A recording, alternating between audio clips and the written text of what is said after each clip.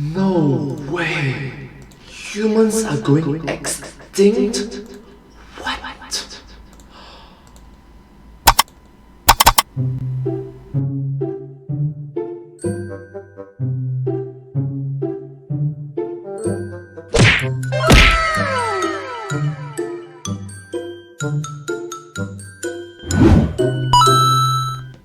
Hello everyone, welcome to this video. In this video, I'll be reacting to one of the videos from the YouTube channel, the Game Theorists, and I'm a huge fan of the work. I hope that you will like this video as well. So let's get started. This video came out in the year 2019, so I think around 2 years ago.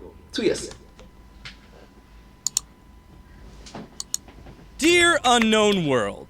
Hi, Unknown World. Hi, it's me, Austin. You have made a Subnautica expansion, or you're making one. It's still in early access, and it shows sometimes, but that's not what this is about. This is about me finally having an Well, this is from the year 2021, and well, that unfinished part is sort of finished 2 years later, so yeah. excuse to make a video on Subnautica, which I wanted to do for ages but couldn't because I'm dumb and couldn't come up with an idea, but now I have one, and it's gonna be awesome. It's gonna be terrifying on a cosmic and existential level, and it's gonna have spoilers for the first Subnautica game and the new expansion, so if you're scared by spoilers more than you are the inevitability of death and extinction, you can click away in 5, 4, 3, 2, 1, let's go. Wow. That was dark. Let's go.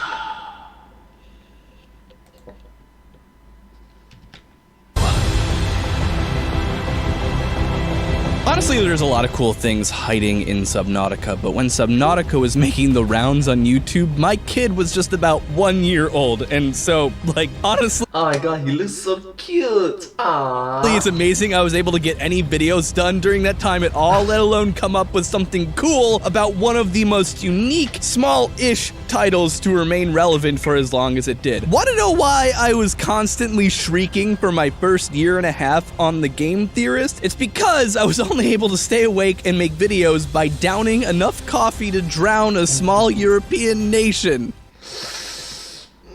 There's too much coffee.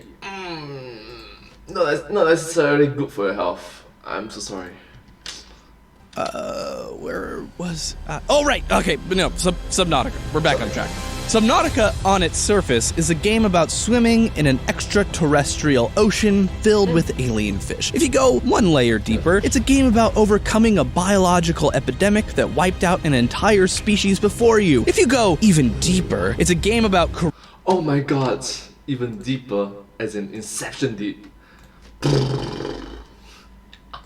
Wow. correcting a millennia-long injustice imposed on an innocent sentient species by freeing their children. If there's something wrong with your brain, like mine, then you know that the story of Subnautica is one about why we, humans, are all secretly doomed to extinction. I mean, secretly doomed to extinction? That's a bit deep.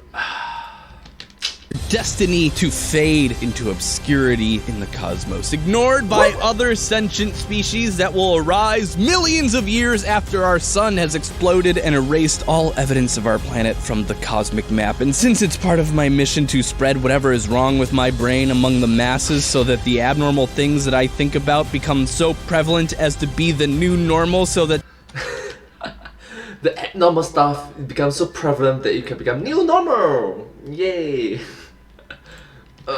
The doctors will stop threatening to commit me, and instead I can put them in the psych ward? This is what we're talking about today. How Subnautica doomed humanity, and it all starts with one simple multiplication problem. R star times f of p times n of e times f of 1 times f of I times f of c times L.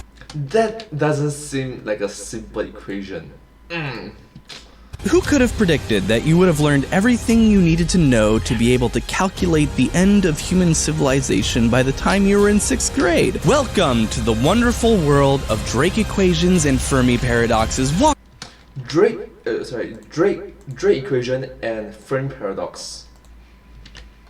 Like, we can't necessarily be alone, right? With me down the dark path of infinity. Okay. Wow, he have got to make it so dark. Down the dark path of infinity.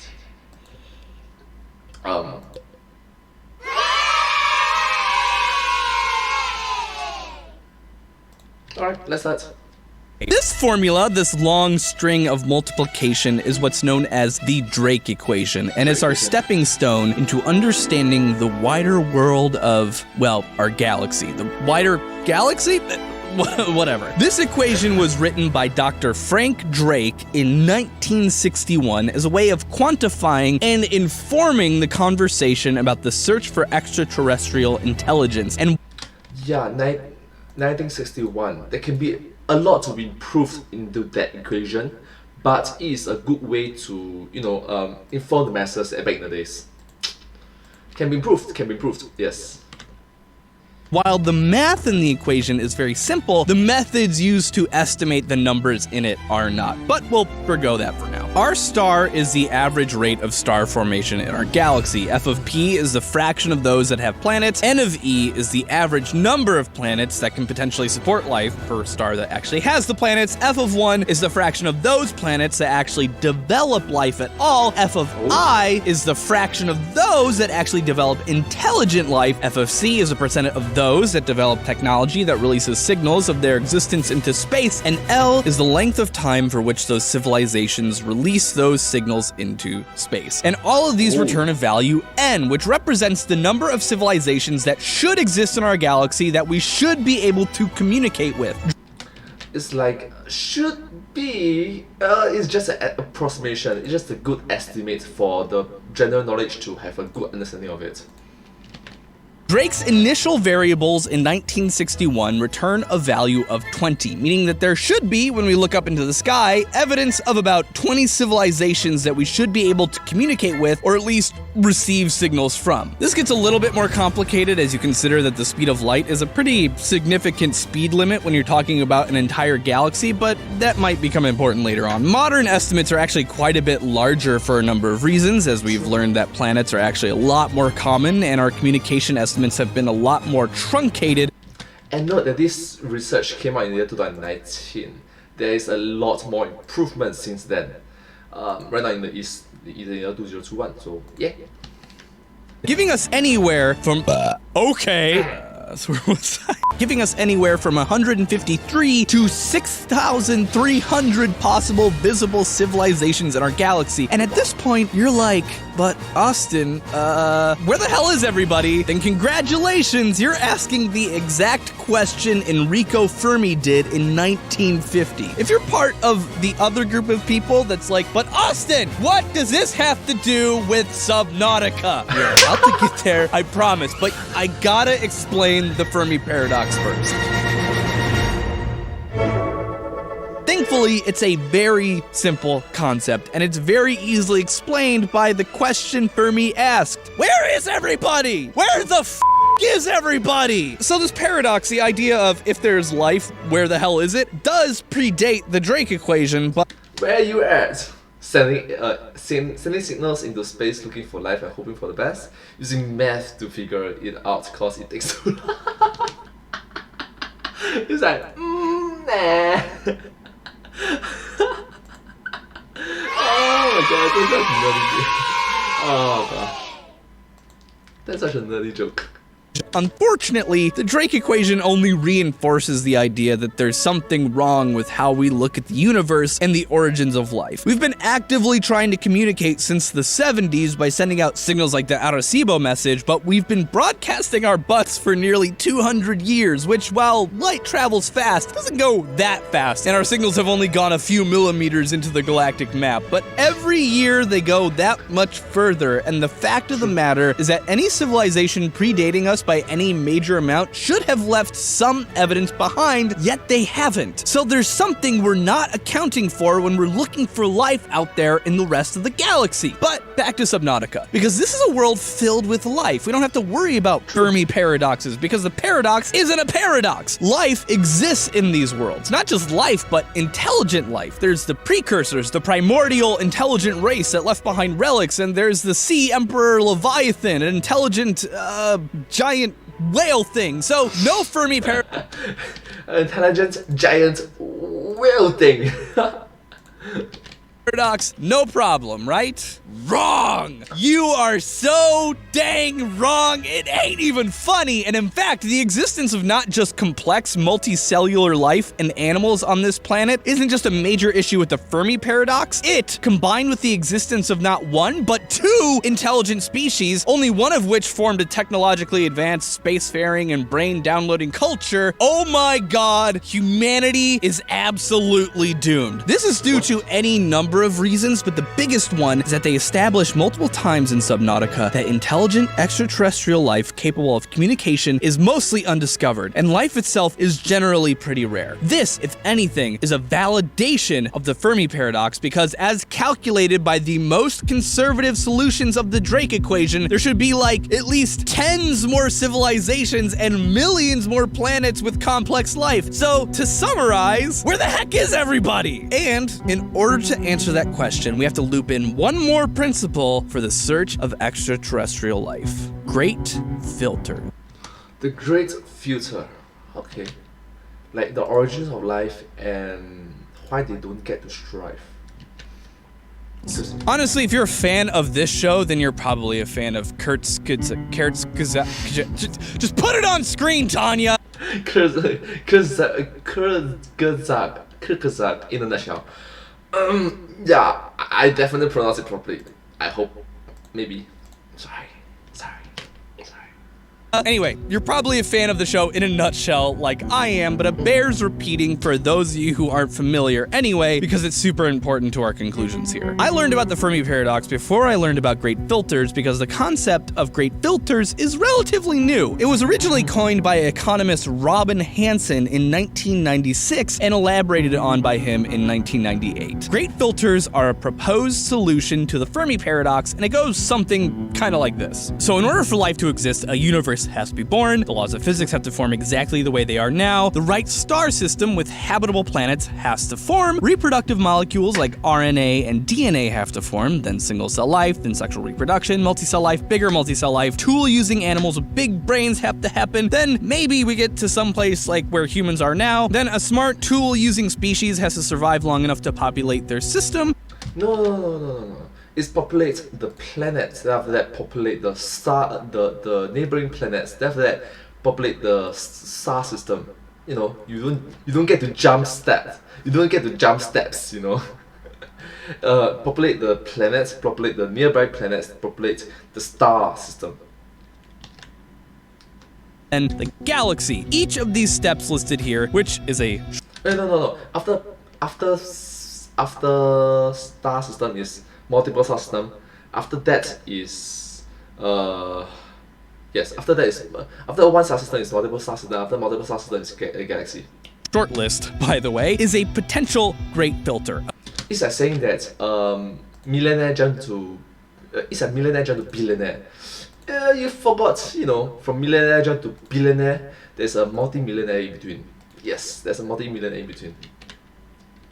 Place where life may not find a way. Along the way, if you take a relatively liberal estimate that it's guaranteed that a universe and physics will form and everything else is a coin flip, the end result is that surviving a great filter and becoming a spacefaring species is only 0.1%. This explanation is elegant because it supposes that the reason we don't see life happen more is because there's some barriers along the way that make it almost statistically impossible for life to form as we would expect it to. Whether it's that there are so few types of molecules that can store and reproduce information, or that gamma ray bursts are microwaving. Yes, I know they're not really microwaves. Shut up, life to death. Microwave life to death. Yes, I know it's not microwave life to death, but just exterminate them, you know. or, well, other terrible things happen, there's any number of steps up until where we are now that could be making it much more difficult for life to gain intelligence and technology. And to strive as a population itself, as a species, is very difficult. Simple explanation may be that, honestly, intelligence is overrated. From a day-to-day life in the jungle perspective, intelligence is honestly more of a burden than a boon. Sure, we talk about how great it is now, but we've already conquered our planet. Look at my cat. My cat does not need intelligence. Look how happy she is. Look at Trina's dumb, stupid, fuzzy whittle happy face. Our kids come out dumb and helpless and loud. Not exactly prime survival stuff in the cutthroat world of the wild. But that's where Subnautica comes in, because right now, among some of you, an existential dread might be forming. What if it's possible that we haven't passed our great filter yet? What if intelligence is really common, but the reason we don't see more evidence of civilizations out there is because intelligence is really mundane, but it also naturally destroys itself. What? I mean, what? It's very common. What are you trying to say? That the game supposes that intelligent life is very common, it's very ordinary, plain mundane, it's just everywhere, it's just typical workaday, but still it's not going to be able to strive as they want to because it destroys itself. Is that what you're trying to say? That might be true actually. I saw.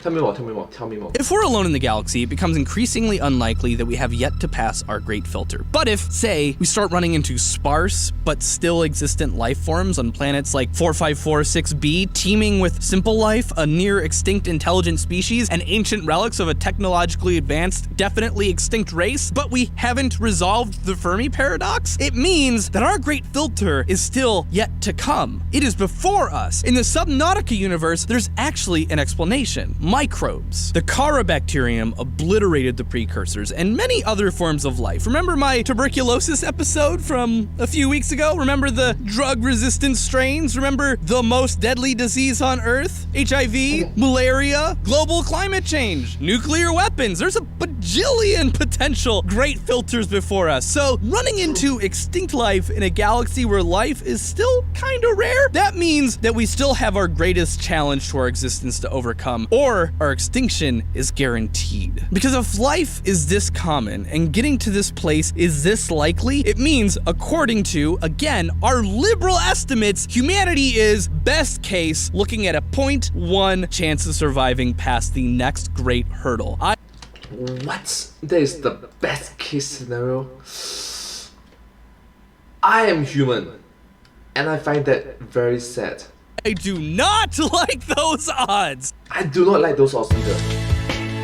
The best case scenario is that the Fermi Paradox is just wrong. That there's a crap ton of life out there and civilizations, but we just can't see them. A Mass Effect solution. And hell, even Mass Effect had a great filter. It's something like, John Cena, you can't see me.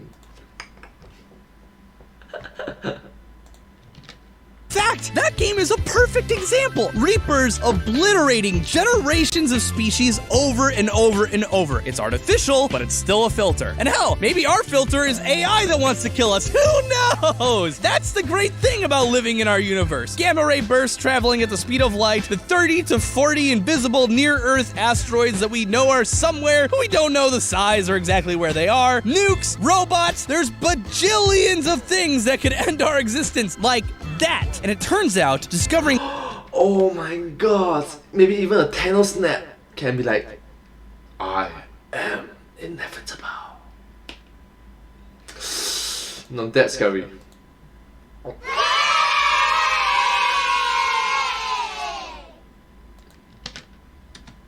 something as amazing as life on another planet may in fact be terrible, terrible news. Life is impermanent, dying is easy, and that's the bedtime story I tell my child every night before putting them down to bed. Sleep tight. Sincerely, Austin. What?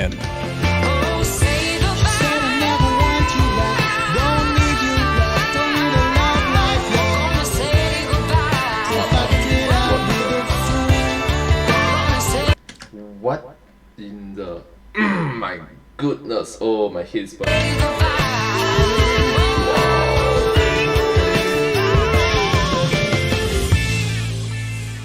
They're just sad, man. They're just really, really sad. Yeah, so that happened. If you like this video, if you find this video very informative, educational, and just knowledgeable, please do consider watching more of their videos. They are from the YouTube channel, the Game Theorists. They provide a lot of information, updates, just very informative channel, and I'm a huge fan of their work, and I hope that you will like this video as well. If you do like my videos, please consider to like, share, and subscribe to my channel, and comment down below if you have anything to share with us. Do remember to follow my channel as well, and I'll see you next time. Thank you so much. But hey, that's just a theory, a game theory. Thanks for watching. Thank you.